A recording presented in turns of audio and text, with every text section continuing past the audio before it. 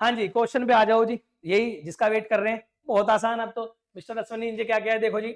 During the financial year 2021 Ashwani had cash sale of 90,000। Cash sale जी, cash sale मतलब cash receive, गले में cash आया होगा। कैश सेल में आता है कैश, सेल में कैश आता ही नहीं। तो कैश मेथड में, कैश अप्रोच में क्रेडिट सेल का कोई मतलब होगा ही नहीं, बच्चे जानेंगे। क्योंकि कैश में मतलब है कैश आया नहीं आया, बस कैश में आया कैश सेल का पैसा, किसका नहीं आता, क्रेडिट का। तो अगर कैश बेसिस पे बनाओगे, जब कैश बेसिस, यही बता देता हूं, कैश बेसिस बनाओगे तो सिर्फ कैश सेल काम की है, हमारे क्रेडिट सेल कोई काम की नहीं है, उसे कर देना बाहर कैश सेल के में। लेकिन एक्रूवल में तो, एक्रूवल में जैसे आपने माल बेचा, चाहे कैश में मिला हो ना मिला हो, जो मिल गया वो तो अच्छा ही है, इसी साल के लिए बेचा ना, मिल गया अच्छा है, जो नहीं मिला आगे मिलेगा ना। लेकिन वो कहता है राइट टू रिसीव है आपका, एक्रूवल कॉन्सेप्ट करता है राइट टू रिसीव बन गया। हाँ जी, मैंने बेच दिया सामान, ये सामान ले गया मुझसे, तो मुझे पैसा तो देगा ही, मेरा तो राइट टू रिसीव है, नहीं देगा तो इनवॉइस लेके कोर्ट में जाऊंगा मैं, डिस्प्यूट होगा तो मेरे पास राइट टू रिसीव है जी, लीगल। हाँ जी, तो आपकी इनकम है, तो आपकी इनकम है, मतलब एक्रूवल में क्रेडिट इनकम है और कैश भी, यही बता रहे थे। हाँ जी, यही तो बता रहा था, रिसीव ना हुआ हो, रिसीव हो गया हो, बस कमाई होनी चाहिए साल की, कमाई वो इस साल से बिलोंग करनी चाहिए, आपके करंट में क्वालिफाई हो जाएगी। कैश में ढूंढो ही मत कुछ, मिला जी, बस जो मिल गया वही अपना, जो चला गया वही पराया, कैश में तो ठीक। लेकिन एक्रूवल में जो नहीं मिला उसे भी अपना करो, अपना है, अधिकार है, नहीं मिला तो लेंगे, ठीक है जी। हाँ जी, चलो अब कहते हैं जी, expense for the year worth 70,000, 70,000 के एक्सपेंस थे, out of which 30,000 still to be paid, 30,000 outstanding है जी, ये एक्रूवल में काम आएंगे, क्योंकि कैश में पैसा दे सकता है, जब पे होने हैं तो पे कितने किए होंगे, 70 के टोटल थे, 30 तो अभी पे ही नहीं किए, तो पे कितने होंगे 40,000। कैश गया कितना होगा, कैश पेड कितना होगा 40,000, ठीक है जी। कैश रिसीव मिल गया, कैश सेल 90,000, रिसीव्ड है कैश, रिसीव्ड है 90,000, कैश बेसिस का तो पूरा आंकड़ा मिल गया। कैश में चाहिए क्या, आया क्या, और कुछ आया ना जी, और कुछ नहीं आया, गया नहीं। कैश में आया क्या और गया क्या, गया जी 40,000, गया जी 40,000, एक्सपेंस 40,000 के और इनकम कैश में 90,000 की, कैश प्रॉफिट, कैश के हिसाब से प्रॉफिट हमारा बन गया जी 50,000, कितना बन गया जी 50,000, हो गया जी नक्की, कैश बेसिस नक्की। कैश में मुझे मतलब नहीं आउटस्टैंडिंग से, भाई आउटस्टैंडिंग जब पे ही नहीं किया तो मेरा कैश नहीं हिला, और जब वर्ड कैश नहीं हिला तो मेरे मतलब ही नहीं। क्रेडिट सेल कैश नहीं मिला, नहीं मिला तो मेरा कैश से मतलब ही नहीं, तो मतलब कैश आना चाहिए, क्या आना चाहिए, कैश। कैश आया मेरा कैश बेस में, हाँ जी, कैश सेल से तो आते ही जब लिखी कैश सेल है, गले में पैसा आया, गले में से गया कितना, गले में से गया जी 70,000 टोटल एक्सपेंस हुए थे, लेकिन 30,000 तो मैंने इस साल में पे ही नहीं किए, 30 साल में तो भी 30,000 तो पे ही नहीं किए, पे कितने के होंगे 40,000, तो गले से खिसका कितना, खिसका कितना, कैश कितना गया 40,000, तो जी 90,000 तो मैंने कैश में कमाया, 40,000 मैंने कैश में पे किया, दोनों को मैच करा दिया, 50,000 का कैश प्रॉफिट आ गया। एक्रूवल दिशा बदल दो जी, एक्रूवल।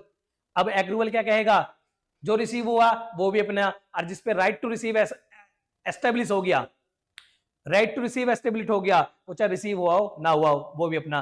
कहता है cash cell during the year दिखाई जी, ड्यूरिंग द फाइनेंशियल, तो इसी साल की कैश सेल है जी सारी, ठीक। कोई लास्ट ईयर वास्ट ईयर कुछ नहीं रिसीव दिखा रहा, क्योंकि डायरेक्ट ही कैश सेल दिखा रहा है कि कैश में सेल हुई है इस साल, ठीक है जी। तो 90,000 तो हमारा कैश सेल है जी, और जी क्रेडिट सेल है जिसपे मेरा राइट टू रिसीव है, ये भी मेरी अक्रू, अक्रू इसी साल होगी, रिसीव आगे होगी, मुझे अक्रूवल बेसिस में अक्रू से मतलब है, तो मेरी क्रेडिट सेल भी जुड़ेगी। तो 90 + 60 ये होगी जी 1.5 लाख, मेरी सेल है जी 90 के + 60 के, मेरा जी जो अक्रूवल बेसिस के हिसाब से है, अक्रूवल बेसिस के हिसाब से है वो है जी 160 का रिवेन्यू, कितने का है जी 160 का रिवेन्यू, मैंने जो कमाया 160 का रिवेन्यू कमाया जी, मुझे रिसीव हुआ है 90,000 का बेशक, लेकिन मैंने कमा 60,000 का और रखा है जो अगले साल रिसीव होगा, तो एक्रू बेसिस तो मेरे कितना बता रहा है, 9 6 15 है, 1.5 लाख का revenue.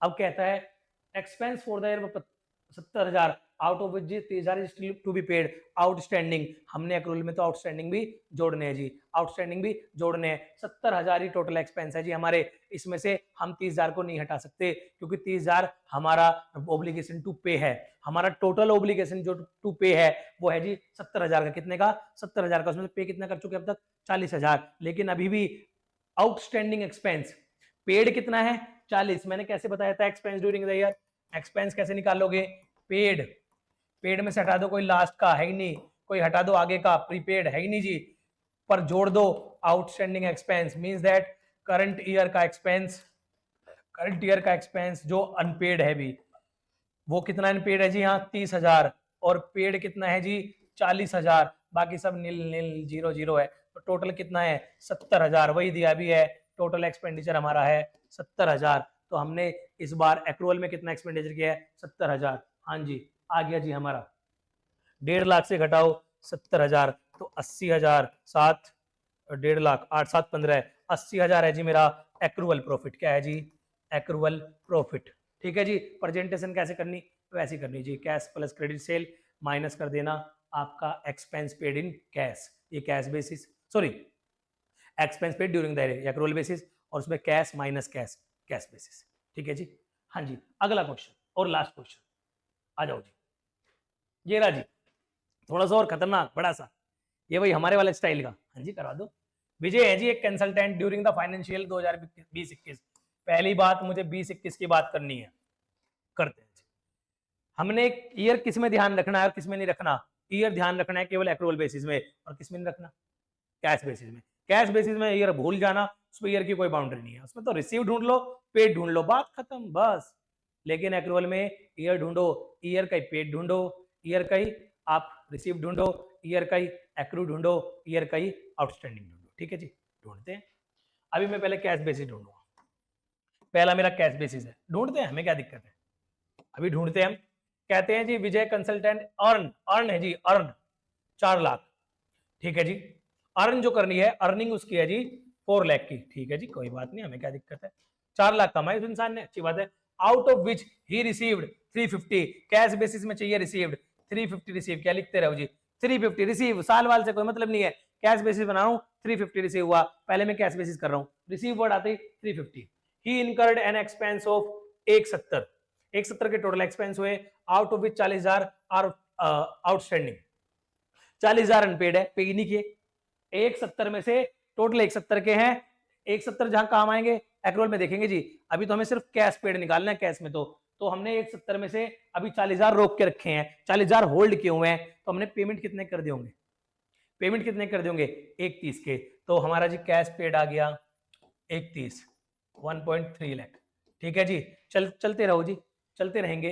He also received a consultancy fee, received G previous year, क्या मतलब है जी हमें 45,000, हमें तो मतलब है रिसीव से, लास्ट ईयर हो कुछ भी हो कैश आ गया ना हमारे पास, बेटे ये इससे अलग मान के चलना है, क्योंकि वो ड्यूरिंग द ईयर का अलग डेटा दिया हुआ है, और ये अलग से बता रहा है एडिशनली 45,000 और रिसीव हुए हैं, ये इसमें इंक्लूड नहीं है, ठीक है जी, तो हमें इंक्लूड करने पड़ेंगे, 3.5 लाख तो इसे हुए हैं इस वाले साल में रिसीव, इस साल की इनकम के, और 45,000 रिसीव हुए हैं पिछले साल की इनकम के, ठीक है जी। कैश बेसिस में तो सिर्फ रिसीव चलता है, लास्ट ईयर पास्ट ईयर अगला ईयर कुछ नहीं मतलब उससे, ठीक जी, वहां तो कैश चलता है, कैश कभी के लिए पे हो, कैश कभी के लिए रिसीव हुआ है, ठीक है मैंने जोड़ लिए। And also paid 20,000 expense of last year, भैया जी पे भी कराए 20,000, लास्ट ईयर का पे किया नहीं, कैश तो गया ना, ये हिसाब तो अलग, सेग्रीगेशन किस में होना है एक्रूअल बेसिस में, इसमें कुछ नहीं होना, ठीक है जी। हाँ जी कैश गया, तो कितना हो गया आपका 45, ये हो गया जी 1.5 लाख के एक्सपेंस, और ये लगाओ जी 3 आपका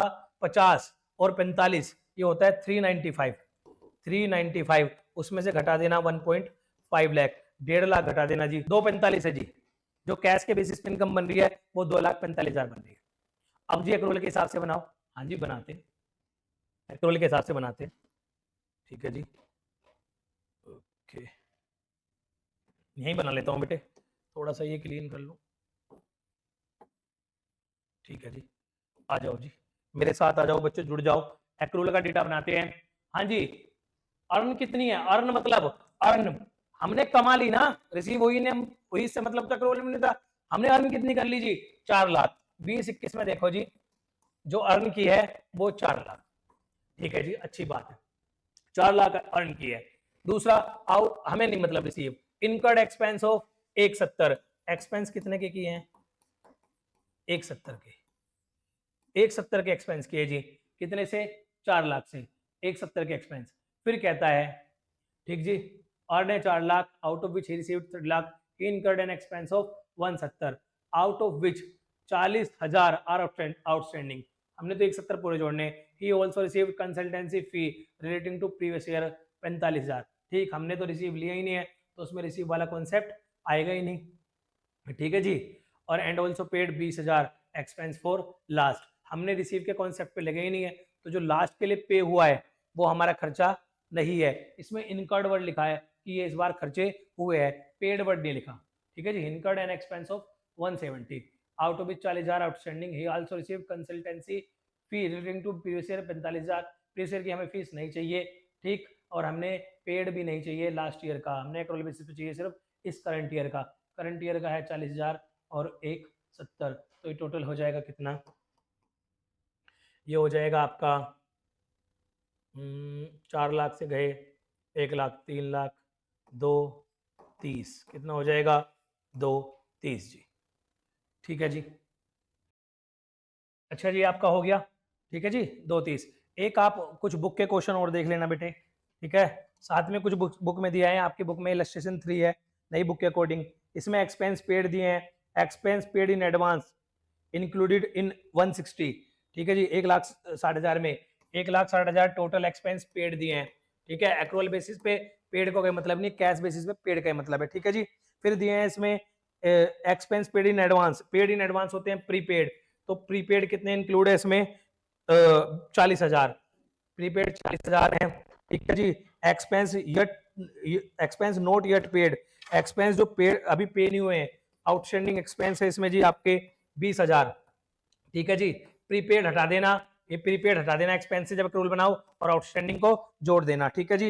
एक्सपेंस इनकम रिसीव्ड है 240, उस इनकम रिसीव्ड में एडवांस में, इनकम में 240 में जो रिसीव्ड है advance, income received in advance है आपकी 30,000, वो माइनस हो जाएगी। और इनकम नोट यट रिसीव्ड है, अर्न एक्रूड है, वो 24, वो प्लस हो जाएगी। ये एक्रूअल में बन जाएगी आपकी इनकम, और ये बन जाएगा आपका एक्सपेंस। इनको जब income minus expense, net income जो आएगी माइनस एक्सपेंस, ये आ जाएगा आपका एक्रूअल बेसिस। आपका एक्रूअल बेसिस, कैश बेसिस में तो कोई मतलब नहीं है, रिसीव्ड से माइनस कर देना सीधा, कौन सा?